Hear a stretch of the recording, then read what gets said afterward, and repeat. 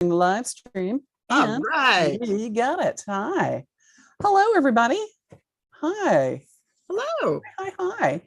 Hi, it's me, Jennifer, from Little Metal Foxes. And I've got a whole crew with me today. I've got a full complement of foxes. A full complement, a whole house. Julia Lowther and she's here in Seattle with me. Helen Cowart is over in London. And Jeff DeBoer, who's up in Calgary. Hi, how are you? Hello, everybody. I'm good. Welcome. Thanks for joining us for Tooltip Tuesday. Yay! So I thought maybe since you're going to be teaching a class on practical chasing this weekend, that maybe we talk a little bit about some chasing hammers. How's that sound? Yeah, thanks for giving me 30 seconds to prepare. That's about how long we give ourselves. So right. We're usually like, what are we going to talk about? And then we, a minute before what's the tool right in front of me? Chasing hammer. You see my head disappearing. Yeah. Okay. There you go. Trying to dig out my chasing hammers. Yeah. So for me, I the first chasing and repoussé that I learned how to do was with Eleanor Modi, and we were doing Japanese repoussé and chasing. So my background sort of started with that and making the Japanese chasing tools and working with the Japanese chasing hammers and a little bit different, a pitch board instead of a bowl. So my background sort of started a little bit different, and I sort of got accustomed to doing like a Japanese style chasing rather than Western style, like engraving and chasing and repoussé. But your background is a Western style, right? I guess mine would be, I only say Western because... Or European. Learned how to do this in Canada. You're in Calgary, they've got rodeos there. So yeah, how would you describe your style of repoussé? Chasing and repoussé.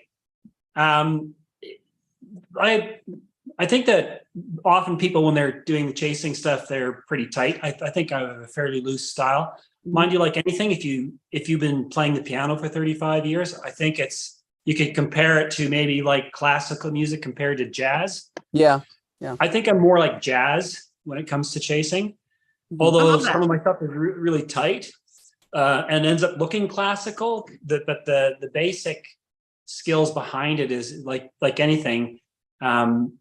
You want to have quality tools, but with chasing repoussé, sometimes you can get away with not so much quality tools. For example, this is a very inexpensive, fairly heavy chasing hammer you can buy from your local jewelry supply store. Even this one's coming apart a little bit. Where is it manufactured? Probably in India. I purchased this hammer because it's got the weight that I'm looking for more than the quality sex appeal. Because this is hammering on your tool. Let me just grab a quick tool here. So any tool that we're working on, this is a soft, this end of the tool is going to be non-tempered soft steel. Mm-hmm. This end is going to be gone through a hardening and tempering process. The hammers generally always have a hardness to them. These are usually drop forged in some form. They're not cast or right. Any quality steel hammer will have a hardening and tempering to it. The hammer is always going to be harder than the tool, is basically what it boils down to. Yeah. But if that got damaged because it was softer than the tool, would it really matter? Probably not. It might wear a little bit funny over the years.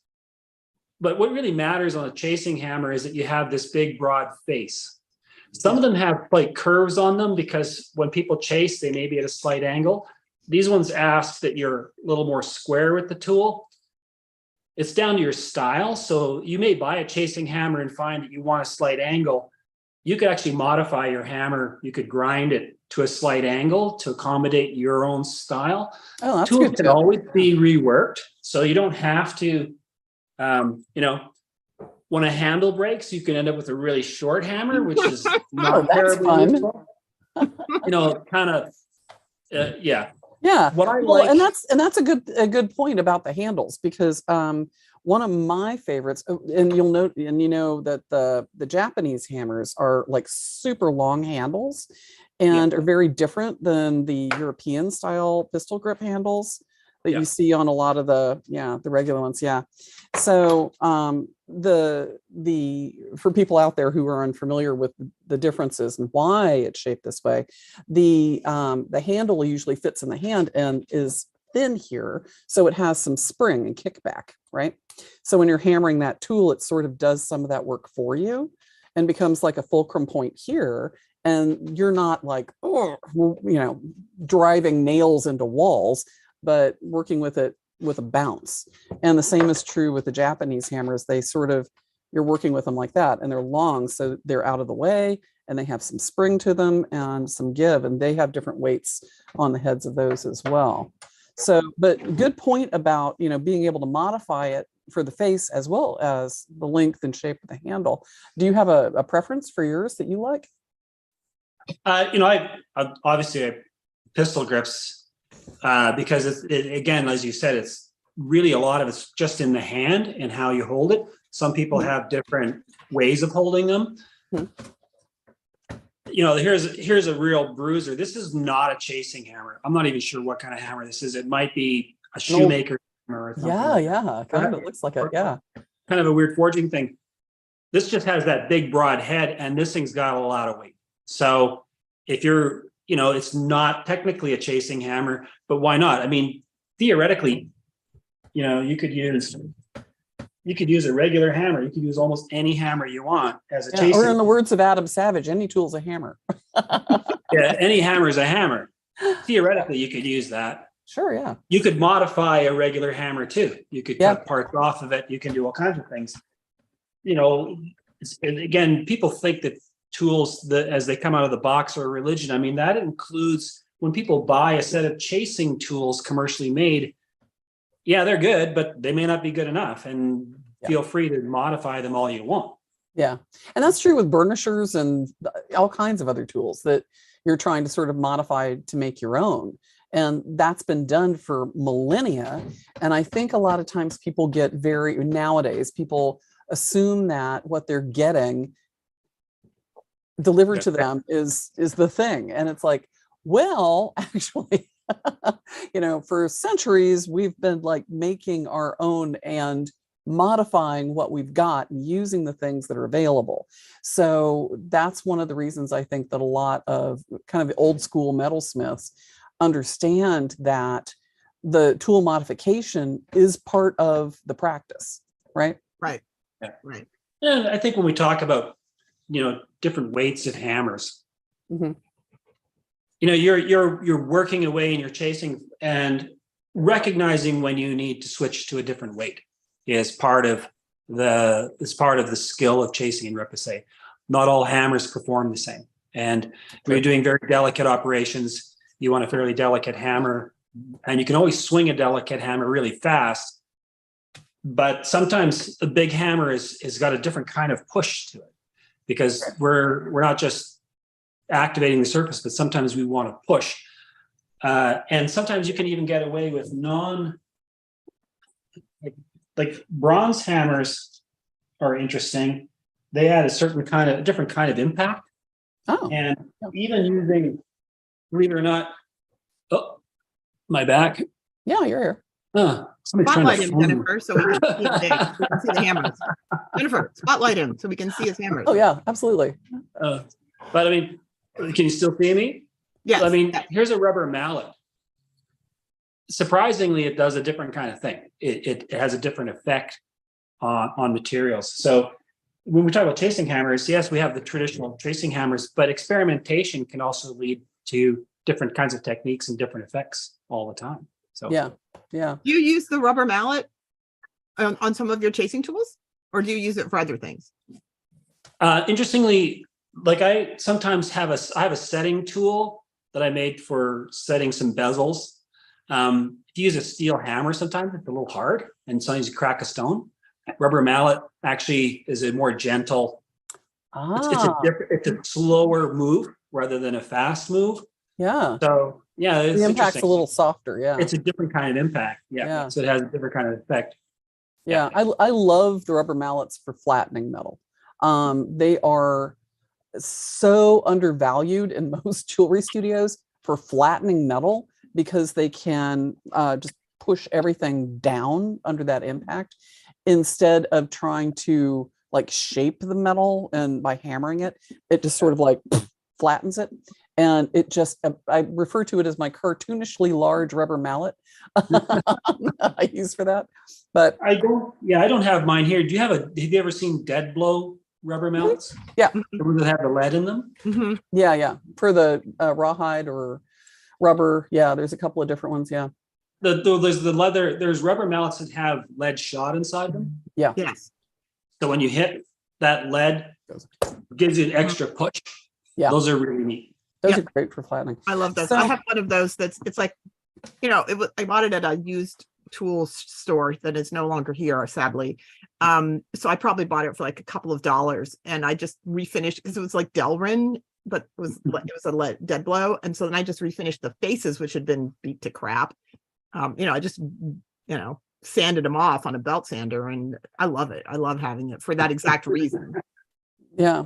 Do you have a chasing tool you like, Julia? What's your chasing hammer of choice?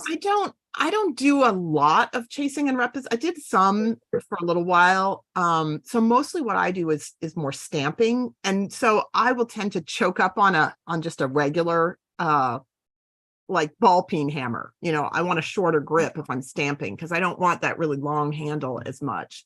Right. Yeah. But when I was doing more chasing, I did find that a little bit of a curved face worked better for me. Like when I would make my tools, I would chamfer the top edge of the tool, so that the back of the tool, the striking end of the tool, was slightly rounded, and then the hammer face was slightly rounded, and I felt like I got a better connection that way. Mhm. If I didn't have a bunch of flat planes trying to come together, because I didn't have to have everything just matching perfectly. If I had two rounded shapes, wherever they hit, they kind of transfer the impact well. So Right. particularly for me, because I didn't have 35 years worth of experience. I think especially when you're starting out, having the back of the tool slightly rounded and the face of the hammer slightly rounded can just help you begin to kind of hit the groove and get centered in what you're doing more quickly, maybe. I don't know. Do you feel that that's true, Jeff? I think that's 100% true. I always round the top of my tools. Yeah. And just because I happen to have flat hammers, that's what I got used to. That probably it made me lift my arm that little bit higher for all these years, and that's where I'm at. I think the rounded ones do exactly what you're saying. They actually give you a little bit more opportunity to have cleaner strikes more consistently, especially at the beginning. Mm-hmm. And I think that you're absolutely right there. Yeah, those two things in combination. So even with a flat hammer, if the tool is rounded, you're still going to get a good, it's the flat. That's right. It's the flat tool and flat tool and flat hammer that are problematic, because then they only work if they're coming together like this, and if they hit like this on the corner, then it's like so this is a big tool, so you can kind of really see this one, but that one's got a rounded top on it. When you're driving this is a big chasing tool. If you're catching the edge, you can see it vibrating, like you can see it move. Where if you're dead center, it goes straight down. Mm-hmm. When you're stamping, if you're slightly off, that vibration can affect the edge quality of your stamp. Mm-hmm. Absolutely. You want to be dead straight down. Yeah. Right. You want the energy to travel straight down the center of this thing, and sort of have that energy all the way around all the edges. When you're slightly off, you get, again, those vibration things can affect the quality of everything you're doing. Yes. Be it lines or stamps. Negatively. Yes. Especially with stamping. You get the ghosting and double. That's right. So a rounded head, that really means that you're really hitting dead center, for real, because that's the highest point. And that's the reason why rounding your tools helps as well, like that kind of thing. Yeah. So even if you have purchased, a letter stamp set, if you have a grinder available to you, if you take your letter stamp, the back end, the striking end of your letter stamp set, because they're all going to, the commercial ones are all going to be flat. They Right. are. Yeah. Because that's just, they were going to be cut with a steel bandsaw or Yeah. something. Yeah. But if you, like Jennifer was saying, if you spend a little bit of time to dress your tools, it's not really, I mean, you're modifying them, but it's like, I always dress the edges of my pliers when I get them, because I don't want them to bite into the rings when I'm making chainmail, for example. Right. Yeah. So taking the time to dress your tools should be ready. Dressed for the job they want. Dressed for the job you want. That's Dressed for the job there to do. Yeah, exactly right. Yeah, I think, the other thing that that I have a hard time buying chasing hammers like just that are out there without having like felt them. Because just knowing what they feel like in your hand and how big the grip is and what the weight of the hammer is and those kinds of things, to me, makes a big difference. You can kind of, estimate based on other hammers, but they usually will show them in like the weight of the head ounce, right? Yeah. Or weight in ounces for the head, and then the length of the handle and that. So I know that the wood handle, the type of wood that the handle's made of, can make a difference too. The length of the handle, the size of the handle, the shape of the handle, all those things for chasing tools can really change the way that it's driving your chasing tools, right? Yeah. So you're usually using like lighter. Are you usually using like a lighter chasing hammer for like your liners, and something a little bit bigger for pushing? And so you're using different chasing tools for that, or hammers for that? Yeah, absolutely. Yeah. Yeah. You have microscopic details. Your tools are so small and you're hitting so delicately. Little tiny mouse shields. Yeah. I don't know. I find my micro liner here. I mean, it's like a pinhead. Yeah. And you've got, 2 pairs of magnifying glasses on. You see, it just doesn't take a lot of energy to, you just don't want to hit too hard. Well, but and again, you don't want to punch a hole through it either. I mean, the tool is getting pretty sharp and all those other things. Of course, when you're trying to push down backgrounds, which is part of the chasing, it's almost like using the pitch as a form of raising. Mm-hmm. Because if you have artwork on the top and you're pushing the background back, you're basically raising up, with all things being relative. You need big. In fact, sometimes you're not even bothering with that. You're just taking a ball peen hammer and you're hitting the metal directly with that ball peen hammer, because there's no point in using the tool. But you can do that, but you just to get out your hammer and start hammering too. So some of the tools are both, they are the tool and the hammer all rolled into one. Yeah. So you can be forming stuff. But again, a big heavy hammer, sometimes not swung hard, has a different kind of impact. It's a more of a thud. Mm-hmm. And you want sharp. Sometimes you want a sharp impact because you want to cut into that surface really fast without affecting everything around it. You just want to get a line. Mm-hmm. So fast, light, sharp, quick. Where if you're trying to move things slow, like a semi truck hitting a wall, a thud is what you're looking for. Yes. Chasing as the chasing metaphor of a semi truck hitting a wall. Yeah. Exactly. You can be a Toyota hitting a wall or a semi hitting a wall. No, a semi truck full of brick. A semi truck full of brick hitting a wall. Oh yeah. Brick. Yeah. Or a semi truck full of feathers. It's going to be different. Have you made any handles for chasing tools? Have you experimented with different kinds of wood? I mean, I know there are some people who make chasing tools who are very convinced that very specific types of wood are good for this. And I'm just curious what your take on the wood types is. Well, you're asking me? Yeah, if you care, if you have experimented, and if you care, I mean, maybe you don't care, which is also. I've never actually given that any thought. I have to assume that actually would be the case. Just in the same way that maybe, the wood they use for a violin bow can be very extraordinary. I see no reason why that wouldn't be extraordinary for a hammer.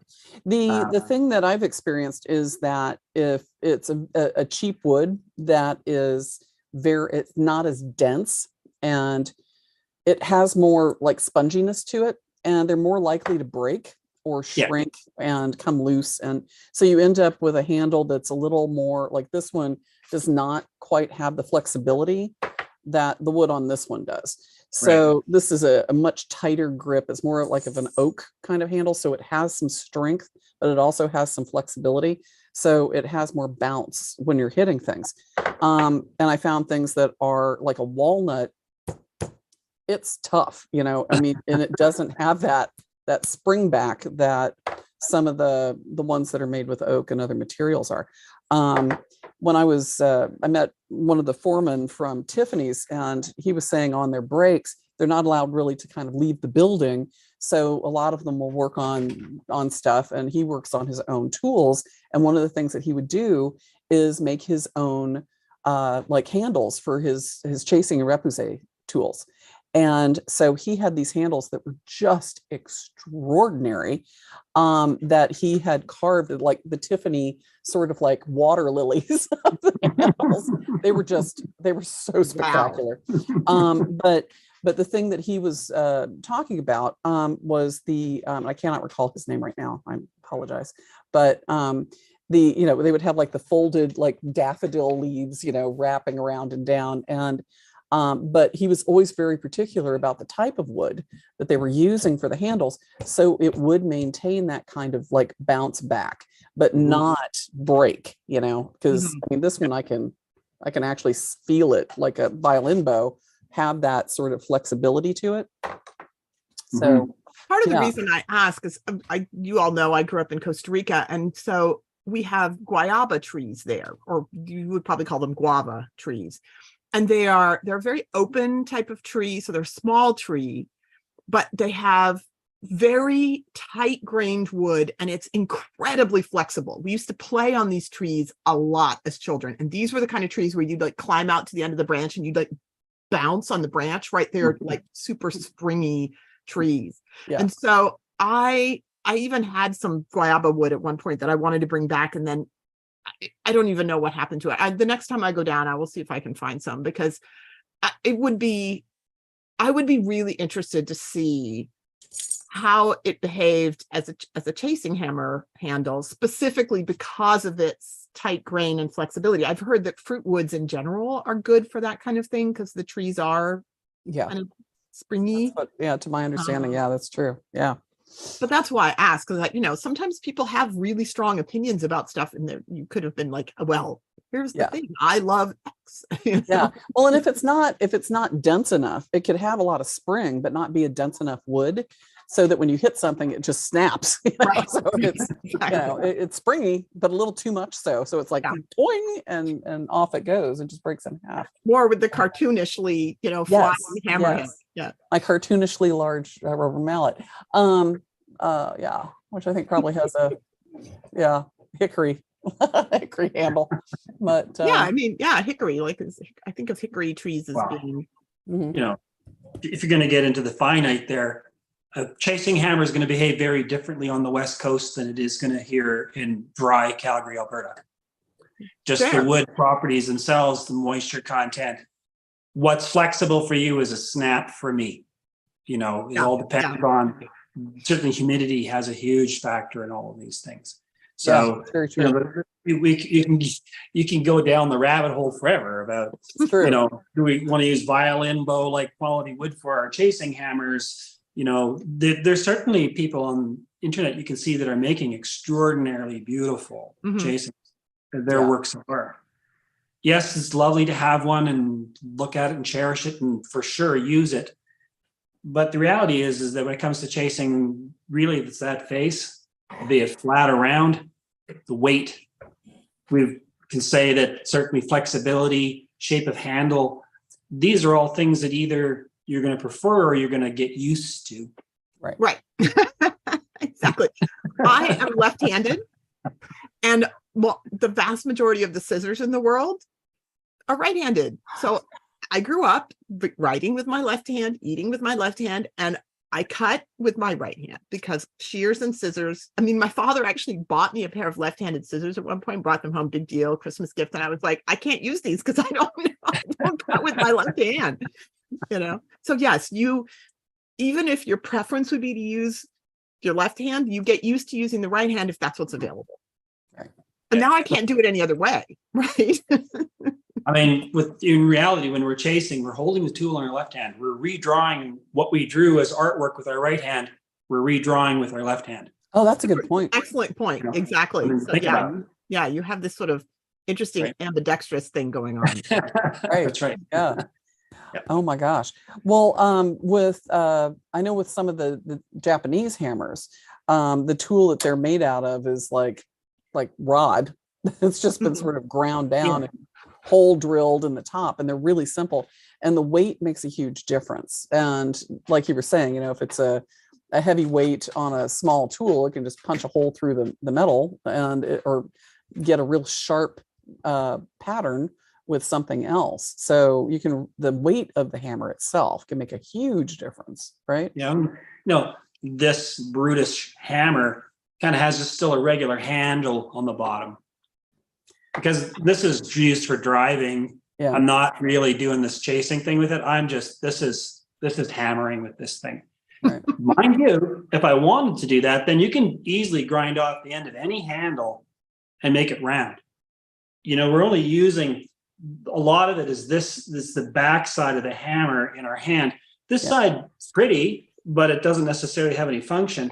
It's easy to cut a handle down into that shape anyway. If you don't have a proper chasing handle and you're finding it's wearing your hand or something, well, it's really easy. Just get on a belt sander and modify the handles too. Right. I mean, you can always sand down a regular hammer until it's thinner too. There's all kinds of things, not just the steel you can modify. Everything's modifiable on your tools. Yeah. And that's something that people should realize. Their tools are, as close to what they think you want, but not necessarily what you need. Yeah. Right. Right. Yeah. They're kind of blanks, well prepared blanks. And Think you of them have as to put your mark on them, essentially. that's Right. Yeah. Well, cool. Helen, are there any questions that are coming in or comments that we need to answer? No, it's all quiet in the YouTube chat, but Okay. All right. I'm sure will find it later and ask questions because as they do. Yes, indeed. Well, Jeff, we're looking forward to you teaching this weekend. I'm really excited. I know we're going to be all on. We've just been like whoop whoop about it over here. So yeah. So you all set and ready for your demos and getting all jazzed up and. No. Oh, sounds like all of us. Sounds like the rest of us. Yep, you're right on track. What am I teaching again? Chain making. Right. Right. A little leather tooling. Yeah. Is what we're mhm. Yeah. We've already had inquiries because it said in the description of this upcoming class for Saturday that this is kind of a preamble to a longer multi-week class. We've already had people asking, like, when is that going to happen? I want to be able to block out the dates in my calendar. So just want to put that out there so you start thinking about what dates you want to do that. Okay. Well, I mean, if I was going to speak to what I'm thinking of talking about in my class, and I'll probably repeat this at the beginning of the class, is chasing is kind of like playing chess. The moves are pretty simple, but the game is pretty complicated. Mm-hmm. And Absolutely. practicing is not like learning how to play a piano or something like that. Right. What we can do in 3 hours is not turn anybody into a piano player. But I think what we can do is we can take the piano apart. Right. We can show you its inner workings and how it works, why it works. That's really what I want to be focusing on this 3 hour. Yeah, the sound it makes, how it feels. That kind of thing. I love it. I'm all about the why and the demystifying and the why.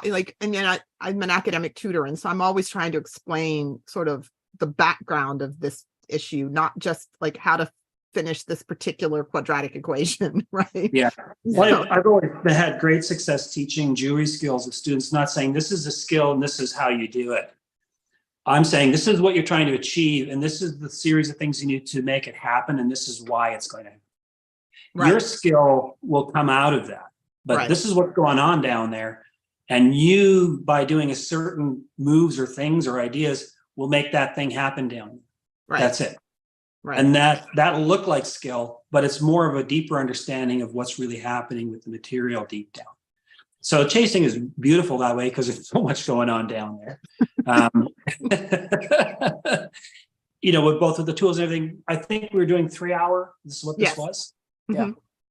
3 hours is lots of time to do really in depth and even do a little bit of demonstration, go through all the tools. So people after 3 hours can go away and if they want, self-explore. That's really the goal. If they want to continue to do all those piano lessons, that's what the next series would be about. So Right. we would work together, look at each other's work, critique. You'd have extensive homework, all those kinds of things that come along with the course. So this 3 hour session on Saturday would be really fun. Answer all kinds of questions and show you all the tools that I have and talk about all kinds of options for how these things can work. It's not any one particular tool or skill. It's a series of, like I said, just loving to repeat myself, talking about why. Oh, it's perfect. exciting. Yeah. And it's exciting. we've also been saying, look, even if you're not interested in going down the rabbit hole of learning how to do chasing and repoussé, getting a chance to see what a master chaser does and how you think about your work is educational and informative. Getting an understanding of how that process works. Yeah, it's fun for everyone. Even it's like I watch documentaries on things that I'm never going to do, right? Because I find them fascinating. And Yeah. so this is essentially that for me too. I love it. Don't get to do enough of it because I'm usually doing some other things. And there are, this and filigree I love doing because they're just one of those things, that repetition, being able to sort of like use my art design skills to make patterns in metal is something that I'm really attracted to. And it's just like, there is not enough time in the universe for me to be able to do as much of those two things as I'd like to do. And so I always end up, I'm making sculpture and making my production line. And it's like, but I really want to be doing. Yeah. So Well, it's kind of a combination of things, but interesting thing with chasing too is there's sort of the traditional technique. And, it can take, infinite amounts of hours to do some things in chasing, but there are some shortcuts. When I talk about practical chasing it all depends on what you're trying to achieve. There are ways around doing everything the hard way, and there's faster, easier, and much more result generating techniques that one can, and that would certainly be the focus of what I'd be talking about this Saturday too, is from beginner to expert. These techniques are useful for everybody, and there's reasons why chasing is this great technique, and it's been around forever. People, I would never. If I was carving, so many people carve waxes to get the kinds of things I can chase. When you think about it, the time it takes to carve a wax, then the time to the investment, casting and cleanup. I could have 10 finished pieces in that time that look as good. Yeah. Originals. Well, and in casting, you're never going to be able to get it as thin, as quickly and even as you can in repoussé and chasing. That's one of the things I always have to, when I'm teaching the casting classes, have to make sure that people that have been working in fabrication for a long time sometimes have a hard time wrapping their brain around, because it's like, they'll start and it's like the third grade crayon, it's like with wax, and they'll come out super chunky, and I'm like, nah, you got to go thinner than that, or you have to, refine it down. But they want to, take sheet and wire and construct it the same way they would metal. And I'm like, it's a different material. You're going to get different results. And it's not ever going to be the same as using metal to achieve those skills. And if you're doing something like repoussé and chasing, I have yet to see anyone work in wax the same way that people that do repoussé and chasing are masterful at and getting the kind of detail they can. I don't think I've ever seen any wax carver do something with the finesse and thinness and uniformity for the thickness of metal that you can get with repoussé and chasing. It can provide a completely different function and result than that can. So it's yeah. I mean, I don't know how much time we got, but we can go on this one for days. Well, I was about to sum it up, and then we started down chasing and versus casting. But Jeff, we're looking forward to it. I'm real excited, and we can't wait to see more of the attachments, and hopefully maybe you could do a class on the hinges and attachments, because some of those are just glorious. I was watching a few of your tutorials in the last couple of days. I'm like, God, it's just the way you join, different materials together, like the leather and the chain. Oh, yeah. I was like, oh yeah. Code connecting. Yeah, such good stuff. Advanced code connecting. Yes. Yeah. Mm-hmm. Yeah. Everybody can make a rivet, but that's just where you start, Yeah, the rivet can be in the head of the rivet can be in any shape, right? Rivet. Exactly. Yeah. You know. Yeah. But I love we're just going to lash stitch our chainmail leather that's been delicately stamped out. And I'm like, oh, you are so sexy. Oh, that's some good stuff. Oh, and then your chainmail that with the different sizes of rings, so it just curves. I mean, really, Jeff, your work is spectacular. It's spectacular. Yeah. So yeah, we're just a problem solver. But that's what design. That's what good design is. So that's why, so our jam, right? We're just like, oh my God, those solutions are so sexy. Yeah. Well, and that's what good design is about, is, figuring those things out, looking at, what it's going to be, having empathy for that thing, solving the problems, looking at creative solutions and experimentation, right? So those are the things that go into, design thinking, and applying those to your work in a way that is, masterful when you've got skills like you do. Right. It comes out in a very, very lovely way. You have all this design talent and all the skill talent to realize that so often happens, right? Like Ira Glass talking about the gap, right? Like the gap between what you can envision, the story you can envision writing, or the piece you can envision making, and your skills at actually executing that, right? When you first start out, the gap is really big. And his whole point is the only way through the gap is work, is practice, right? Is playing scales and writing stories and chasing, shields from ice. How do you get to Carnegie Hall? And then that's how you get to Carnegie Hall. Exactly. Well, the other one little thing I'll add to that, you see the leather work on the cat and the chain, it all fits and it's all pretty. That didn't happen the first try. Oh yeah, no. No. Right. We only see the highlight reel. You don't see the 10 samples and experiments before I committed to that, just so that I was sure. Right. So I think when people can do samples and experiments and little tests, when you give yourself the luxury to do that. Yes. Everybody's in such a hurry.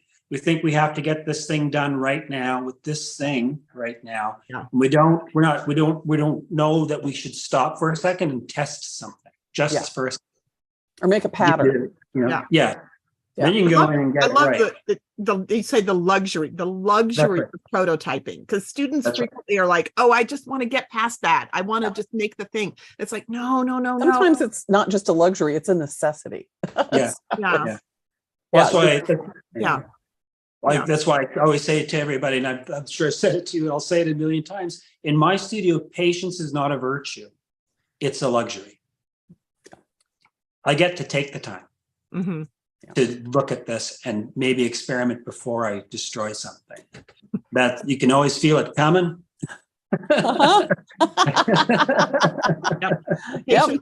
Patience is a luxury so that's something you should give yourself. You give yourself the gift of the patience of taking the time to get it the way you really want it. Yeah. Yeah, that's just a nice way of thinking about it. Yeah. I Well, like we'll that. have to do an interview about design in particular. I've got a design inspiration class coming up in the beginning of the year, and I'm doing some interviews with different artists about their design process and what they do and how they solve problems. And I would love to talk to you just about that. Oh yeah, super fun. Yeah. All right, Jeff. Thank you so much for joining us for Tooltips. Thank Okay, you. well. It's been amazing. Lovely to And- see you. Yeah, It's absolutely. this or be productive. Sorry. This or work in my shop today. Oh, I don't know. Yeah. You don't have anything really interesting to be making after all, right? So, Be a Sutton who Well, cat. you're Sutton Who oh. Cat. Are you going to show We're us gonna your Sutton Who preview. Cat? might as Oh, well. Just so- this. Spotlight him, Jennifer. Oh my gosh. Wait. We'll let her get spotlighted. Yeah. So Look at Just- him. Oh dear Cool. me. Wow. It's coming together Oh my so God, that's like spectacularly. the Sutton Who. Yes. Oh my what God. Sutton Who inspired definitely kind of has that Ah. Sutton feel from the front. Yeah, Yes. That's the full cat version. yeah. Because Oh. you know there were cats at those battles. But all of these layers of details is the practical chasing stuff that I'm talking Right. about. Right. This kind of stuff is more the traditional method because it's harder to do. Yeah, because it's the brass. No, it's the way these parts were made. The way this Oh. is made is actually this sort of detail. You're sculpting a clay model and you're Right. measuring off of it into the metal. That's more the traditional method. This is more about pattern making and using pattern so that you can do artwork on the flat and transform it into chasing. It's a different technique altogether. I've not seen anybody do this. I've not seen this technique in any book. Let me put it Oh, that way. okay. Yeah. So the inside of the ears, Yeah. is that the I mean on the front. Ah. Is I love that little panel there. That is the You cat got the cat sort of steering a mouse like he's going dragon. boar hunting. I think. Yeah. Yeah. Oh my Or a God. dragon. The And, detail and on are it. those garnets? They are not. Okay. We're in the 21st century. To do garnets at this scale and complexity would be so time consuming that it's very difficult. This is dyed resins, actually. Oh, nice. Okay. Oh, that's so cool. And you're chasing I actually chased the setting and then just cast resin into it and That is brilliant. polish the background. It looks exactly like garnets. You couldn't Yeah, really yeah, because that's what I was thinking. It's like I've seen the Sutton Hoo helmet up close, and Yeah. I was like, "Wow, you even went with the garnets." I was like, "Wow." Yeah. We need I this just don't have the rest of my life to finish this piece. Yeah. Right? It's brilliant. It's brilliant. there are other fabulous pieces that you have in your head that we do not want to miss out on. Yeah, exactly. That's right. I got to get on to the next fabulous piece. And may I say about pieces in the past, congratulations on getting the tiny giant toy Yeah. over to the Aviation Museum. Yeah, That that's my big. is what a giant brilliant home for those. That is Yeah. just spectacular. So Well, thank you. congratulations on that. Yeah, my big jewelry. Yeah, exactly. Really big jewelry. Your big toys. Big jewelry. Your big toys. All right. Well, Jeff, thanks so much. And Yeah. and for you guys out there, Jeff will be joining us this Saturday for practical chasing. So take a look at the schedule and join us if you will. All right. So thanks everybody.